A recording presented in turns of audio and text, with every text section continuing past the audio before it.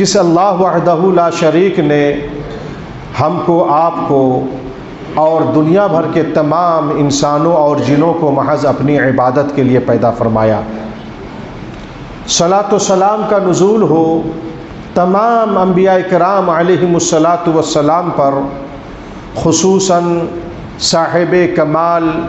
پیکر حسن و جمال، محسن انسانیت، رسول رحمت جناب محمد الرسول اللہ صلی اللہ علیہ وسلم پر۔ اللہم صلی علی محمد وعلی آل محمد کما صلیت علی ابراہیم وعلی آل ابراہیم انک حمید مجید۔ اللہم بارک علی محمد وعلی آل محمد کما بارکت علی ابراہیم وعلی آل ابراہیم انک حمید مجید۔ میرے محترم بھائیوں، بزرگوں، دوستوں، ملت کے نوجوانوں، عزیز بچوں اور میری آواز کو سننے والی اسلامی ماں اور بہنوں، جب آپ تاریخ کا مطالعہ کریں گے، کتب تاریخ کی ورق گردانی کریں گے، اتہاس کو پڑھنے کی کوشش کریں گے، تو آپ کو معلوم ہوگا کہ تاریخ کے ہر دور میں اسلام اور مسلمانوں کی مخالفت ہوئی ہے۔ معاندین اسلام نے اور مخالفین اسلام نے اسلام کے خلاف عداوت کرنے میں، سازش کرنے میں، تدبیر کرنے میں، دسیسہ کاری کرنے میں انہوں نے کوئی دقیقہ فروگزاشت نہیں کیا ہے، کوئی موقع اپنے ہاتھ سے وہ جانے انہوں نے نہیں دیا ہے۔ دشمنان اسلام کی ہر دور میں یہ کوشش رہی ہے کہ اسلام کے شبیہ کو بگاڑا جائے، اسلام سے دنیا کے لوگوں کو متنفر کیا جائے، اسلام اور مسلمانوں کے خلاف لوگوں کا ذہن بنایا جائے اور دنیا میں اسلام اور مسلمانوں کے خلاف ذہن سازی کی جائے اور اسلام اور مسلمانوں کے خلاف فضا ہموار کیا جائے۔ یہ ہمیشہ کوشش رہی ہے، لیکن جب جہاں اسلام کی جتنی زیادہ مخالفت ہوئی ہے، اسلام اور مسلمانوں کے خلاف جتنی زیادہ سازشیں ہوئی ہیں، تاریخ گواہ ہے وہاں پر اسلام کو اتنا ہی فروغ ملا ہے، وہاں پر مسلمانوں کی تعداد اتنی ہی زیادہ بڑھی ہے، وہاں پر اسلام کو اتنی ہی زیادہ تقویت ملی ہے۔ میرے بھائیوں، مخالفین اسلام اور معاندین اسلام اسلام کے خلاف لوگوں کا ذہن بنانے کے لیے اور اسلام کی شبیہ کو خراب کرنے کے لیے ان کی یہ کوشش رہی ہے کہ وہ لوگ دین اسلام کے جو فرائض و واجبات ہیں، دین اسلام کے جو حدود و قیود ہیں، دین اسلام کی جو ہدایات و تنبیہات ہیں، اس پر وہ لوگ کیچڑ اچھالتے ہیں اور اس کو انسانیت کے خلاف باور کرانے کی وہ لوگ کوشش کرتے ہیں۔ جیسے یہ رمضان کے روزے جو فرض ہیں، اس کے تعلق سے یہ بتانے کی وہ لوگ کوشش کرتے ہیں کہ روزہ میں کوئی فائدہ نہیں ہے، روزہ میں سوائے بھوک پیاس برداشت کرنے کے اور بھوک و پیاس برداشت کر کے اپنے آپ کو جسمانی اعتبار سے ہلاکت و بربادی میں ڈالنے کے اور اسی طریقے سے مال اور دولت خرچ کرنے کے کوئی فائدہ اسلام کے اندر نہیں ہے۔ یہ مخالفین اسلام اور معاندین اسلام یہ باور کراتے ہیں اور یہ کہتے ہیں۔ معاندین اسلام اور مخالفین اسلام کی یہ جہالت و ناواقفیت ہے اور ان کی کوتاہ بینی ہے اور ان کی یہ اسلام دشمنی ہے جو اس طرح کہتے ہیں، ورنہ حقیقت و صداقت تو یہ ہے کہ اسلام کے دیگر فرائض و واجبات کی طرح ماہ رمضان کے روزے کی فرضیت کے بہت سارے فوائد ہیں اور اس فرضیت کے پس پردہ بہت ساری حکمتیں اس کے اندر موجود ہیں۔ روزے میں جسمانی فائدہ بھی ہے، روزے میں اخلاقی اعتبار سے بھی فائدہ ہے، دینی اور دنیاوی ہر اعتبار سے فائدہ ہے، سماجی فائدہ ہے، ملکی فائدہ ہے، ہر طریقے سے روزہ رکھنے میں فوائد ہیں۔ اور ماہ رمضان کے روزے کی فرضیت کا یہی مقصد ہے، یہی حکمت ہے۔ یہ الگ بات ہے کہ لوگ اس کو جانتے نہیں ہیں۔ آئیے آج کی اس خطبہ جمعہ میں ماہ رمضان کے روزے کی فرضیت کی چند حکمتوں کو اور چند فوائد کو آپ کے سامنے اختصار کے ساتھ بیان کر رہا ہوں۔ آپ لوگوں سے پوری امید ہے کہ آپ لوگ بغور سنیں گے۔ ماہ رمضان کا روزہ جو اللہ تبارک و تعالیٰ نے اس امت محمدیہ پر فرض قرار دیا ہے، اس کی ایک بہت بڑی حکمت مومنوں اور مسلمانوں کو صفت تقوی سے متصف کرنا ہے، مومنوں اور مسلمانوں کو متقی اور پرہیزگار بنانا ہے۔ دیکھیے تقوی یہ بہت ہی فائدہ مند چیز ہے۔ تقوی کہتے ہیں اللہ تبارک و تعالیٰ نے جن چیزوں کا حکم دیا ہے ان کو کرنا، اور جن چیزوں سے روکا ہے، منع کیا ہے، ان چیزوں سے رک جانا، اسی کا نام تقوی۔ اوامر کی بجا آوری اور منہیات سے اجتناب، اسی کا نام تقوی۔ اللہ تبارک و تعالیٰ نے جن چیزوں کے کرنے کا حکم دیا ہے ہمیں وہ کام کرنا ہے، اور جن چیزوں سے ہمیں روکا ہے ان سے رک جانا ہے، اسی کا نام تقوی ہے۔ اور یہ تقوی بہت ہی مفید چیز ہے۔ ظاہر سی بات ہے ہمارے دین اسلام نے انہی چیزوں کو کرنے کا حکم دیا ہے جو انسانوں کے لیے اور سماج و معاشرہ کے لیے اور ملکی پیمانے پر پوری دنیا یعنی عالمی پیمانے پر جو چیزیں مفید ہیں انہی چیزوں کو کرنے کا حکم ہمارے شریعت نے دیا ہے۔ اور جن چیزوں میں نقصان ہے، جو چیزیں ضرر رساں ہیں، جو چیزیں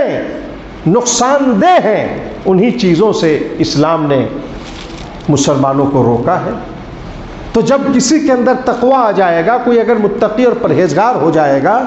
اور اللہ تبارک و تعالیٰ کے حکم کردہ چیزوں پر وہ عمل کرے گا اور منع کردہ چیزوں سے وہ بچے گا، تو ظاہر سی بات ہے یہ اس کے لیے بھی مفید ہوگی یہ چیز، اور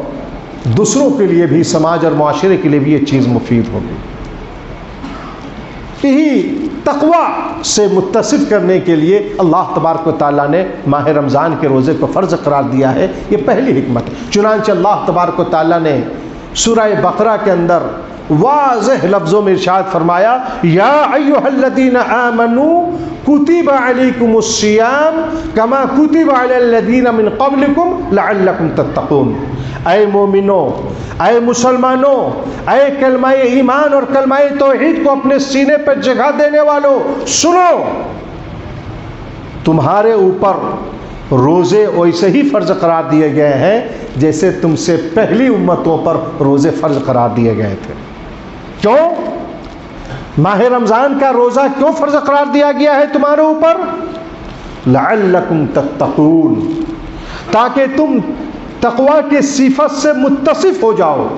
تاکہ تم تقوی کی زینت سے مزین ہو جاؤ، تاکہ تم متقی اور پرہیزگار بن جاؤ، تاکہ تم اللہ کے محبوب اور پسندیدہ بندے بن جاؤ، تاکہ تم تقوی کے ذریعے سے اپنی دنیا کو بھی سدھارو اور اپنی آخرت کو بھی سدھارو،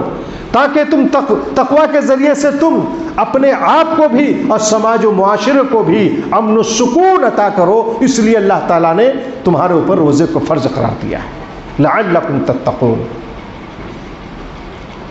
روزے کے ذریعے سے تقوی کیسے پیدا ہوگا؟ روزے کے ذریعے سے ایک انسان، ایک مسلمان متقی اور پرہیزگار کیسے بنے گا؟ اس کو ہم بآسانی سمجھ سکتے ہیں۔ بھائی روزہ میں کیا ہوتا ہے؟ جب ایک مسلمان روزہ رکھتا ہے،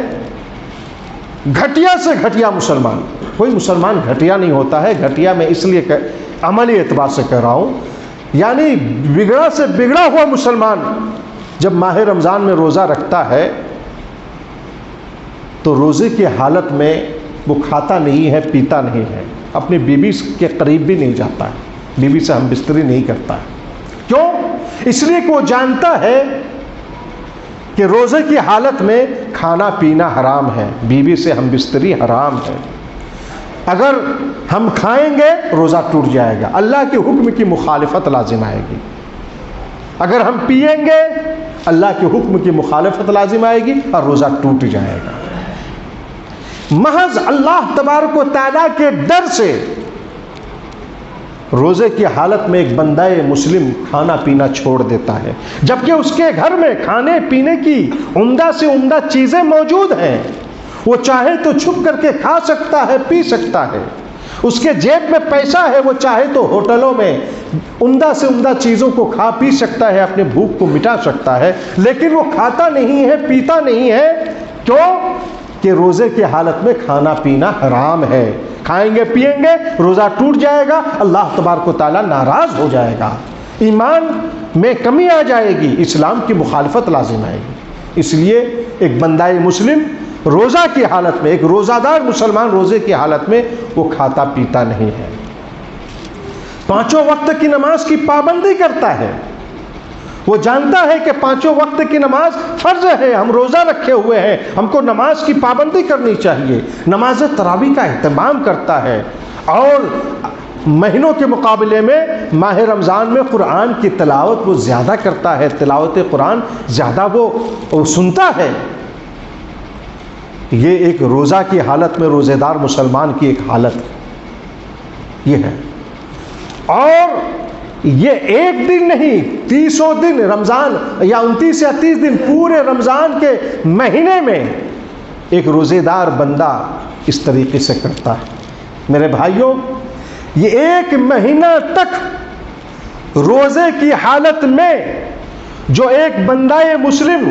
اللہ کے حکم کی مخالفت نہیں کرتا ہے اور اللہ کے حکم کی تعمیل کرتا ہے، وہ کھاتا پیتا نہیں ہے اور روزہ توڑنے والی چیزوں کا ارتکاب نہیں کرتا ہے، نمازوں کی پابندی کرتا ہے، سنن و نوافل کا اہتمام کرتا ہے، ایک مہینہ تک ماہ رمضان کے روزے کے ذریعے سے اللہ کے بندوں کو یہ تربیت دی جاتی ہے اور یہ ان کا ذہن بنایا جاتا ہے کہ اے میرے مسلمان بندوں، دیکھو جس طرح رمضان کے مہینے میں روزے کی حالت میں محض اس بنیاد پر تم کھاتے پیتے نہیں ہو کہ روزہ تمہارا ٹوٹ جائے گا، روزے کی حالت میں کھانا پینا تمہارے لیے منع ہے، محض اس بنیاد پر کہ تم فرض نمازوں کی پابندی کرتے ہو، سنن نوافل کا اہتمام کرتے ہو، تلاوت قرآن اور ذکر و اذکار کا اہتمام کرتے ہو کہ تم روزے کی حالت میں ہو، اور روزے کی حالت میں رمضان کے مہینے میں یہ نیک اعمال ہے، یہ جو تم کر رہے ہو، تمہارے اندر یہ تربیت آ جانی چاہیے، تمہارے اندر یہ ٹریننگ ہو جانی چاہیے کہ رمضان کے اور باقی 11 مہینوں میں بھی تم اوامر الہیہ کی بجاوری کرو اور منہیات سے تم بچو، اللہ نے جن چیزوں کا حکم دیا ہے اس پر عمل کرو، جن چیزوں سے تم کو اللہ تعالیٰ نے روکا ہے اس سے تم رک جاؤ، اسی کا نام تقویٰ ہے۔ ایک مہینہ رمضان کے روزے کے ذریعے سے اللہ تبارک و تعالیٰ اپنے مومن بندوں کو اور مومن بندیوں کو، مسلمان مردوں اور عورتوں کو اللہ تبارک و تعالیٰ صفت تقویٰ سے متصف کرنے کا موقع دیتا ہے اور انہیں متقی اور پرہیزگار بننے کا موقع دیتا ہے۔ تو میرے بھائیوں، ماہ رمضان کے روزے جو فرض ہیں اس کی پہلی اور بڑی اور بنیادی حکمت صفت تقویٰ سے متصف کرنا ہے۔ یاد رکھیں میرے مسلمان بھائیوں اور بہنوں، اگر تمہارے اندر تقویٰ پیدا ہو گیا، اگر تم متقی اور پرہیزگار بن گئے، تمہاری دنیا بھی کامیاب، تمہاری آخرت بھی کامیاب، تم اللہ کے محبوب اور دلارے بندے ہو گئے۔ اللہ تبارک و تعالیٰ نے ارشاد فرمایا ان اللہ یحب المتقین، اللہ تبارک و تعالیٰ متقیوں سے، پرہیزگاروں سے، تقوی والوں سے اللہ تبارک و تعالیٰ محبت کرتا ہے، پسند کرتا ہے۔ متقی بندے اللہ کے محبوب اور دلارے بندے ہوتے ہیں۔ قرآن میں تقوی کے فوائد اور تقوی کی اہمیت پر بہت ساری آیتیں ہیں، کتب حدیث میں بہت ساری حدیثیں ہیں۔ تو ایک حکمت ماہ رمضان کے روزے کی فرضیت کی صفت تقویٰ سے متصف کرنا، تقویٰ پیدا کرنا۔ دوسری حکمت ماہ رمضان کے روزے جو فرض کیے گئے ہیں اس کی دوسری حکمت یہ ہے کہ مسلمانوں کے درمیان آپس میں تعاون، ہمدردی اور شفقت و مہربانی کا جذبہ پیدا کرنا ہے۔ روزہ جو فرض قرار دیا گیا ہے، ماہ رمضان کے روزے کو جو فرض قرار دیا گیا ہے، اس کا ایک مقصد یہ ہے کہ روزے کے ذریعے سے مسلمانوں کے دلوں میں تعاون اور ہمدردی کا جذبہ پیدا ہو، شفقت و مہربانی کا جذبہ پیدا ہو۔ یہ بھی ایک بہت بڑا فائدہ ہے۔ ہمارے مذہب اسلام میں ایک دوسرے کے ساتھ آپس میں تعاون اور ہمدردی کرنے کی بڑی تاکید ہے۔ پیارے حبیب جناب محمد رسول اللہ صلی اللہ علیہ وسلم نے ارشاد فرمایا، مثل المؤمنین فی توادہم وتراحمہم وتعاطفہم کمثل الجسد۔ مومن اور مسلمان آپس میں محبت کرنے، آپس میں ایک دوسرے پر شفقت و محبت کرنے اور ہمدردی اور خیرخواہی کرنے میں ایک جسم کی طرح، جس طرح ایک جسم کا حال ہے کہ اگر آنکھ میں تکلیف ہوتی ہے یا جسم کے کسی ایک عضو میں تکلیف ہوتی ہے تو پورا جسم اس تکلیف کو محسوس کرتا ہے۔ ایک مومنوں کا ایسا ہی ہونا چاہیے کہ جب مومنوں اور مسلمانوں میں کسی ایک کو کوئی تکلیف ہو تو اس تکلیف کا احساس سبوں کو۔ یہ ایک مومن کی شان اور پہچان ہونی چاہیے۔ ہمارے مذہب اسلام میں ظلم و زیادتی نہ کرنے کی اور ہمدردی کرنے کی کتنی تاکید ہے، اس کا اندازہ آپ اس سے لگا سکتے ہیں کہ ہمارے اسلام نے چوپایوں اور جانوروں پر بھی ظلم کرنے کو حرام قرار دیا ہے۔ میرے بھائیوں، اسی تعاون اور ہمدردی کا جذبہ دلوں میں پیدا کرنے کے لیے اللہ تبارک و تعالیٰ نے ماہ رمضان کے روزے فرض قرار دیے۔ وہ اس طریقے سے کہ ایک آدمی جب روزہ رکھے گا، روزے کی حالت میں وہ بھوک کو برداشت کرے گا، پیاس کو برداشت کرے گا، تو بھوک اور پیاس کی جو تکلیف ہے اس کو وہ محسوس کرے گا۔ تجرباتی طور پر اسے یہ بات محسوس ہوگی کہ بھوک اور پیاس یہ کتنی تکلیف دہ چیز ہے اور اس سے انسان کو کتنی تکلیف ہوتی ہے۔ بھوکوں اور پیاسوں کو کھانے اور پینے کی یا کھلانے اور پلانے کی کتنی ضرورت ہے وہ اس کو محسوس کر سکتا ہے۔ جب اسے محسوس ہوگی یہ چیز تجرباتی طور پر، تو ظاہر سی بات ہے جو فقراء ہے، مساکین ہیں، جو محتاج ہیں، جو لوگ بھوکے ہیں، جو لوگ پیاسے ہیں، ان کی تکلیف کو یہ محسوس کرے گا، اس کے درد کو یہ محسوس کرے گا اور ان محتاجوں کے ساتھ ہمدردی کرنے کا جذبہ اس کے اندر پیدا ہوگا، خیرخواہی کرنے کا جذبہ پیدا ہوگا اور شفقت و نرمی اور محبت و ملنساری کا جذبہ اس کے اندر پیدا ہوگا۔ تو میرے بھائیوں، یہ جو ماہ رمضان کے روزے جو فرض قرار دیے گئے ہیں، اس کا ایک اہم مقصد اور اس کی ایک اہم حکمت دلوں میں تعاون، ہمدردی، خیرخواہی اور غم گساری کا جذبہ پیدا کرنا ہے۔ یہ بھی ایک حکمت۔ اسی طریقے سے ماہ رمضان کے روزے جو فرض قرار دیے گئے ہیں، اس کی ایک حکمت شخصیت سازی ہے۔ شخصیت سازی یعنی مسلمان اپنے کیریکٹر کے اعتبار سے، کردار اور گفتار کے اعتبار سے وہ بالکل پاک و صاف ہو جائے، اعلیٰ کردار کا مالک ہو جائے اور اس کی شخصیت بلند ہو، اس کے لیے بھی ماہ رمضان کے روزے فرض قرار دیے گئے ہیں۔ دیکھیے، روزہ کا یہ مطلب نہیں کہ ہم بھوک پیاس برداشت کر لیں، بیوی کے قریب نہ جائیں، اسی کا نام روزہ نہیں ہے۔ روزے کے تعلق سے ہمارے اسلام میں جو تاکید کی گئی ہے، جو روزے کے جو آداب ہیں، جب ان پر آپ غور کریں گے تو آپ کو پتہ چلے گا کہ روزہ کے ذریعے سے اللہ تبارک و تعالیٰ اپنے بندوں کو ایک اچھا انسان بناتا ہے، شخصیت کے اعتبار سے اعلیٰ معیار کا بناتا ہے۔ روزہ کے تعلق سے ہے، یہ صحیحین کی حدیث ہے، پیارے حبیب صلی اللہ علیہ وسلم فرمایا، اذا کان یوم صوم احدکم فلا یرفث ولا یسخب،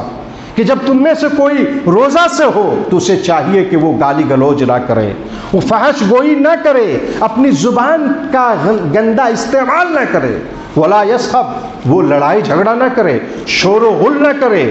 اور جھڑپ اڑپ نہ کرے۔ آگے ہے کہ فَإِنْ صَابَّهُ أَحَدٌ أَوْ قَاتَلَهُ، اگر روزے دار سے کوئی جھگڑے، روزے دار کو کوئی اگر سب و شتم کرے، گالی گلوچ کرے، تو روزے دار بندوں کو چاہیے وہ کہہ دے کہ بھائی میں روزے سے ہوں۔ روزے کے حالت میں جھگڑنا، گالی گلوچ کرنا اور سب و شتم کرنا یہ جائز نہیں ہے، یہ روزے کے ادب کے خلاف ہے۔ نبی علیہ الصلوۃ والسلام نے یہاں تک فرمایا کہ من لم یدع قول الزور والعمل به، جو روزے دار جھوٹ بولنا نہ چھوڑے یا کہ جھوٹ پر عمل کرنا نہ چھوڑے، فلیس للہ حاجہ فی ان یدع طعامہ وشرابہ، تو اللہ تبارک و تعالیٰ کو اس بات کی کوئی ضرورت نہیں ہے کہ وہ کھانا پینا چھوڑ دے، اس کی کوئی ضرورت نہیں، بلکہ روزہ کی حالت میں کھانا پینا چھوڑنے کے ساتھ ساتھ گالی گلوچ کو بھی چھوڑنا ہوگا، لڑائی جھگڑا کو بھی چھوڑنا ہوگا، کذب بیانی سے بھی پرہیز کرنا ہوگا، جھوٹ بولنے سے بھی اپنے آپ کو بچانا ہوگا، جھوٹ پر عمل کرنا بھی چھوڑنا ہوگا، تب جا کر کے وہ اس کا روزہ صحیح ہوگا اور صحیح معنوں میں وہ روزے دار ہوگا۔ ظاہر سی بات ہے ایک مہینے تک روزے کی حالت میں جب ایک انسان اپنی زبان کا غلط استعمال نہیں کرے گا، اپنے ہاتھ پاؤں کا غلط استعمال نہیں کرے گا اور وہ لڑائی جھگڑا نہیں کرے گا، گالی گلوچ نہیں کرے گا اور اپنی زبان کو گندی زبان استعمال نہیں کرے گا، ایک مہینہ تک ظاہر سی بات ہے کہ کردار کے اعتبار سے، گفتار کے اعتبار سے، کیریکٹر کے اعتبار سے وہ روزے دار بندہ بڑا ہی پاک باز بندہ ہو جائے گا اور بڑا ہی شخصیت کے اعتبار سے وہ پاک و صاف اور ایک اچھا انسان بن جائے گا۔ تو ماہ رمضان کے روزے جو فرض قرار دیے گئے ہیں اس کا ایک مقصد شخصیت سازی ہے، روزے کے ذریعے سے مسلمان مردوں کو، مسلمان عورتوں کو ایک اچھا پاک و صاف اور صالح اور نیک انسان بنانا بھی مقصد ہے۔ میرے بھائیوں یہ سب ماہ رمضان کے روزے کی حکمتیں ہیں اور بہت ساری حکمتیں اور فوائد ہیں۔ یاد رکھیں ماہ رمضان کے روزے جو فرض قرار دیے گئے ہیں اس کا ایک مقصد مسلمانوں کو بڑی بڑی بیماریوں سے بچانا بھی ہے۔ اطباء نے لکھا ہے، ڈاکٹروں نے لکھا ہے کہ انسان جب مسلسل کھاتا ہے، مسلسل رات دن کھاتا پیتا ہے تو کھانے کے کچھ مواد اس کے پیٹ میں رہ جاتے ہیں، یہ مواد تھوڑا تھوڑا کر کے زیادہ ہو جاتا ہے اور یہ مواد جب پیٹ میں جم جاتے ہیں، جسم میں جم جاتے ہیں تو وہ زہریلا شکل اختیار کر لیتا ہے، وہ ضرر رساں اور نقصان دہ شکل وہ مواد اختیار کر لیتا ہے جس سے انسان کو بیماریاں پیدا ہوتی ہیں اور انسان جسمانی طور پر اپاہج ہو جاتا ہے۔ ڈاکٹروں نے لکھا ہے کہ مسلسل ایک مہینہ دن میں جب انسان روزہ رکھے گا اور وہ جب بھوک اور پیاس کو برداشت کرے گا، جب اس کا پیٹ خالی رہے گا، جب اس کی انتڑی میں کوئی چیز نہیں رہے گی تو وہ مواد جو نقصان دہ ثابت ہوتا ہے وہ مواد سوکھ کر کے خشک ہو کر کے ختم ہو جائے گا اور بیماریوں سے وہ نجات پا جائے گا۔ یہ ڈاکٹروں نے لکھا ہے، بڑے بڑے ڈاکٹر۔ ہاں یہ سقراط کا نام آپ لوگوں نے سنا ہوگا، بہت بڑا مفکر گزرا ہے، اس نے لکھا ہے کہ روزے کے ذریعے سے ایک انسان کا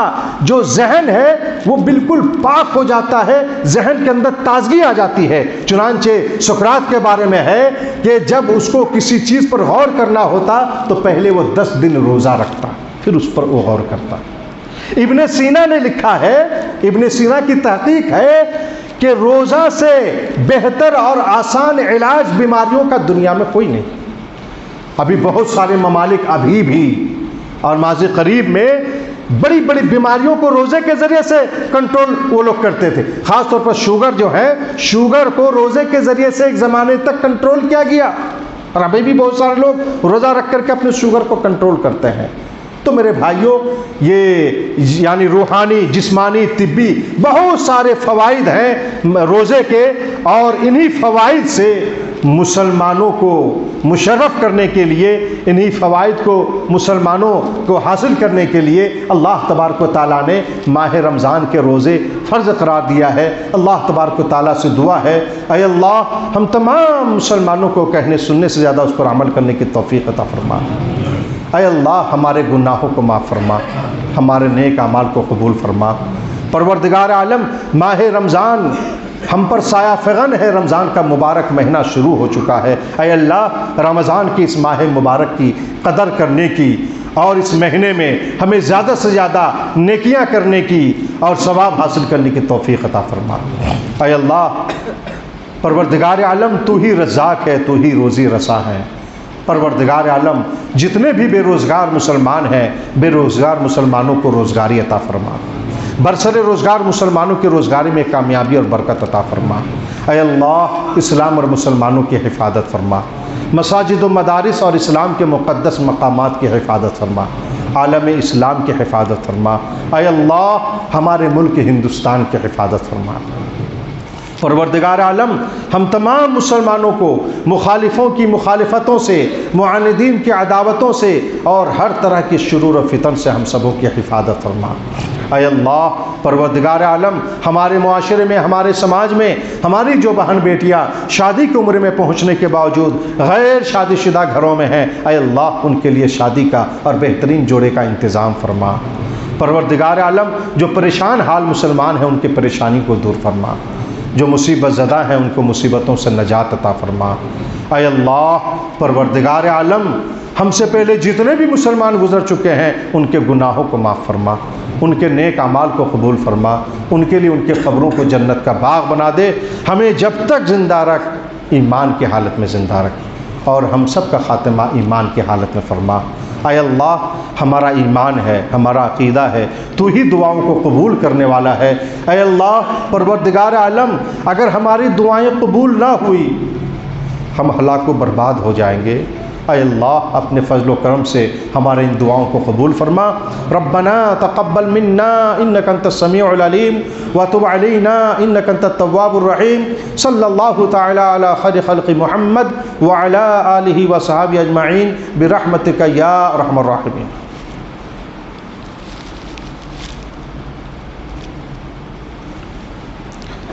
الحمدللہ رب العالمین والصلاة والسلام علی سید الانبیاء والمرسلین وعلی آلہ وصحبہ اجمعین۔ اما بعد فاعوذ باللہ من الشیطان الرجیم۔